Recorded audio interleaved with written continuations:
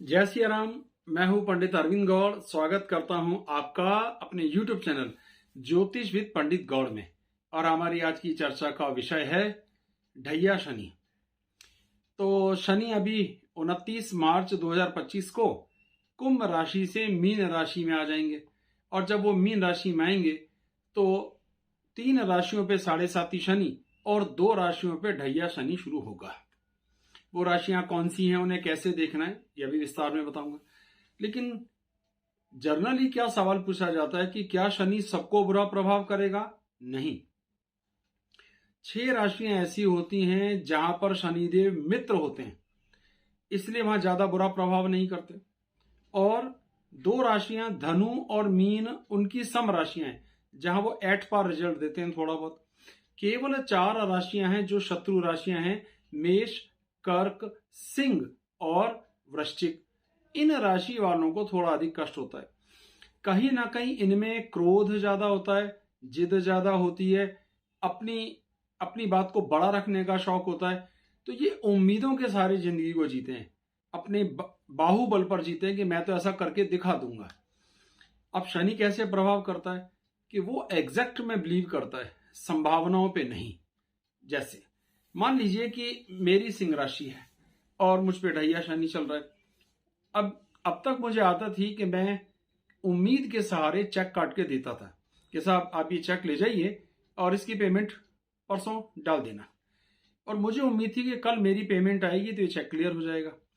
तो शनि ने ये समझाना है कि देखिए आपके वायदे फेल होंगे अब, क्योंकि आप गुड पे मास्टर नहीं हो।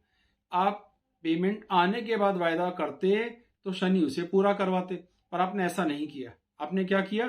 उम्मीद के सहारे दिया। कल्पना कीजिए आपको जहां से पेमेंट आनी है वो 3 दिन लेट हो गई। आप 3 दिन का जो मर्जी कीजिए, लेकिन आपका चेक फेल हो गया और आपकी जबान, आपका वायदा, आपका कमिटमेंट कमजोर पड़ा है। अभी तक आप स्कूल में पढ़ते थे, आप ऐसा मान के चलिए, वहां पे टीचर को आप जानते थे, टीचर आपके पहचान के हैं, थोड़ा बहुत 1 आध नंबर का ग्रेस मार्क्स आपको अब तक मिल जाता था और आप पास हो जाते थे। और आपको लगता था कि आप बहुत होशियार, यानी आप हो 65% वाले आदमी, लेकिन नंबर 70% आ रहे थे क्योंकि काम चल जाता था। लेकिन अब होगा बोर्ड का पेपर, यहां पर कोई पहचान नहीं काम आएगी, कुछ नहीं। अगर आप वाकई 65% के आदमी हैं तो 65% नंबर ही आएंगे। और आपने सचमुच मेहनत की है, यानी एग्जैक्ट मेहनत की है। एक होती है उम्मीद कि मुझे इंपॉर्टेंट क्वेश्चन पता है जो सर ने करवाई और मैं पेपर दे आऊंगा। तो यहां पर इंपॉर्टेंट पेपर लागू नहीं होता। यहां आपकी तैयारी अगर अच्छी है तो रिजल्ट आएगा। मैंने एग्जाम्पल दिया है। कल्पना कीजिए आप रूल्स फॉलो करते हैं ट्रैफिक के, तो आपका कोई चालान नहीं कटेगा। लेकिन आप रूल्स ही फॉलो नहीं करते और अभी तक कहते थे कि मैं नहीं पकड़ा गया इसलिए कभी पकड़ा नहीं जाऊंगा या कभी मेरा चालान नहीं होगा। अब होगा, कैमरे लगा दिए विशेष रूप से आपके लिए।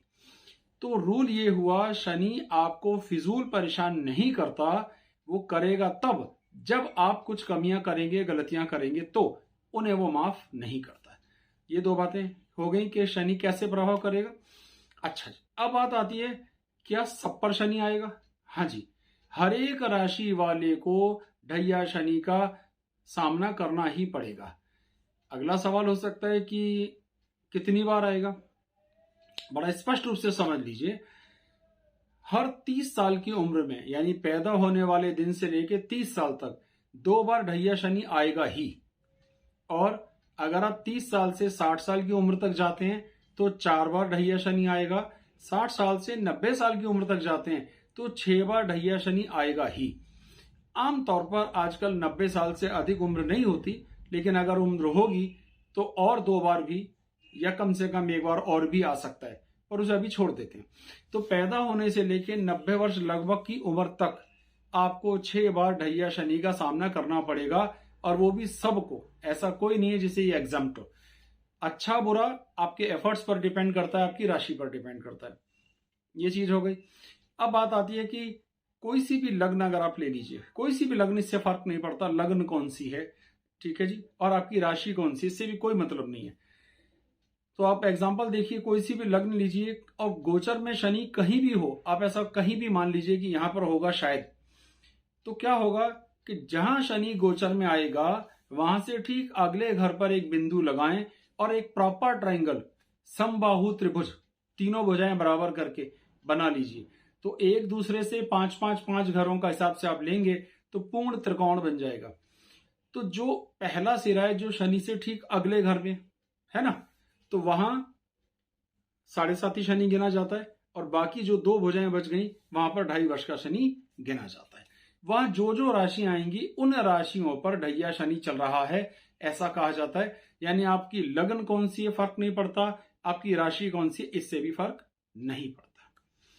तो अभी तक हमने ये समझ लिया कि एक बार में 2 राशियों पर आता है, एक साथ हर हालत में 2 राशियों पे ढैया शनि चल रहा होता है। जैसे आज अभी जब चेंज होगा तब होगा, अभी चेंज नहीं हुआ है। तो कर्क राशि और वृश्चिक राशि पे ढैया शनि चल रहा है जो 29 तारीख को हट जाएगा और सिंह और धनु राशि पर आएगा। सिंह और धनु राशि पे कैसे आएगा, अगर हम एक ऐसा एग्जांपल लें जो एग्जैक्ट है, उसको चलिए मैं आपको आगे एक और वीडियो क्लिप जोड़ता हूं, उसमें डिटेल में ये बात बताता हूं कि इसको देखना कैसे, जिससे समझना आपके लिए आसान हो जाए। पहला एग्जांपल लेते हैं और ये समझने का प्रयास करते हैं कि ढैया शनि किन भावों में चलेगा या किन राशियों पर चलेगा, उसे देखते कैसे हैं। बहुत ही आसान तरीका है। कल्पना कीजिए कि ये मिथुन लगन की कुंडली है और शनि अभी गोचर में वृषभ राशि में आए हैं। तो कैसे हिसाब लगाएं, जिस भी राशि में शनि देवता बैठे हों उससे अगले घर पर एक बिंदु लगाएं और एक प्रॉपर ट्रायंगल बना लीजिए। जब आप एक प्रॉपर ट्रायंगल बनाएंगे तो यहां पर 2.5 साल के लिए शनि होगा और यहां 7.5 ही चल ही रहा था, या यूं कहें तीनों पर ढैया शनि आएगा और जो 3 नंबर है यहां पर तो 7.5 ही शनि गिना जाता है। तो कितना आसान हो गया, जहां भी गोचर में शनि चले उससे अगली राशि से एक ट्रायंगल बनाना है और वो ट्रायंगल के जो दोनों छोर हैं वो आपके ढैया शनि होंगे। जैसे यहां तुला राशि है इस पर और कुंभ पर ढैया शनि गिना जाएगा। एक और एग्जांपल लेते हैं। इस एग्जांपल में तुला लगन ली गई है, आपने ध्यान से देखा होगा, और शनि को गोचर में धनु राशि में होगा ऐसा माना गया है। अब अगर शनि धनु राशि में तो ठीक इससे अगले भाव में बिंदु लगाया और एक प्रॉपर ट्रायंगल बना लिया। तो ऐसी स्थिति में इन दोनों भावों में या इन 2 राशियों में शनि चलेगा। तो यहां कौन सा हुआ, यहां पे हो गई मिथुन और यहां हो गई कन्या। इन 2 में शनि देवता का अपना प्रभाव देखने में आएगा। तो ये तो था कि कैसे देखें, अब एग्जैक्ट देखते हैं। ये अभी की स्थिति है। कल्पना कीजिए धनु लगन की कुंडली है, ठीक है, और शनि चल रहे हैं मीन राशि में, अभी आ जाएंगे। तो इससे अगले बिंदु पर, अगले भाव पर एक बिंदु लगाया, प्रॉपर ट्रायंगल हमने बना लिया। प्रॉपर ट्रायंगल में कौन कौन सी राशियां आ गई, एक राशि आ गई सिंह, आप देख पा रहे हैं, एक राशि आ गई धनु। तो इन 2 राशियों पर 2.5 वर्ष के लिए शनि का प्रभाव देखने में आएगा। तो मुझे उम्मीद है ये बात तो आपको क्लियर हो गई होगी कि कैसे देखना है। अब ये प्रभाव कैसे करता है, इसके शनि से अगर आप ध्यान दोगे तो इस राशि से शनि 8वें घर में 1 2 3 4 5 6 7 8 और 8वें घर में जब भी पापी ग्रह रहेगा तो वो थोड़ा दबाव डालता है, क्योंकि शनि राशि से 8वें भाव का स्वामी होता है, कारक भी होता है ना, स्वामी नहीं कारक होता है। तो 8वां घर है जमा पूंजी का, सेविंग्स का, और शनि यहां पर उसे कम करेगा। इसका अर्थ सिर्फ इतना सा है कि सेविंग्स खत्म हो जाएंगी, सेविंग्स नहीं रहेंगी, कुछ कर्ज हो सकता है, पर इसका अर्थ हमेशा बुरा नहीं होगा। इसका अर्थ यह है कि अगर आपने ठीक से प्लानिंग की है, पैसे जरूर खर्च हुए, लेकिन कुछ कंक्रीट रिजल्ट आपके हाथ में, जैसे बच्चे की शादी हुई, सारी सेविंग खर्च हो गई, आपने मकान बनाया, सारी सेविंग खर्च हो गई, किस और अच्छा काम करा, कोई फैक्ट्री खोली, कोई शॉप बनाई, तो आपकी सेविंग्स खर्च हो जाएंगी। लेकिन कुछ समय के लिए हाथ टाइट हो सकता है, कर्ज भी हो सकता है, लेकिन आपको कंक्रीट पॉजिटिव रिजल्ट मिला।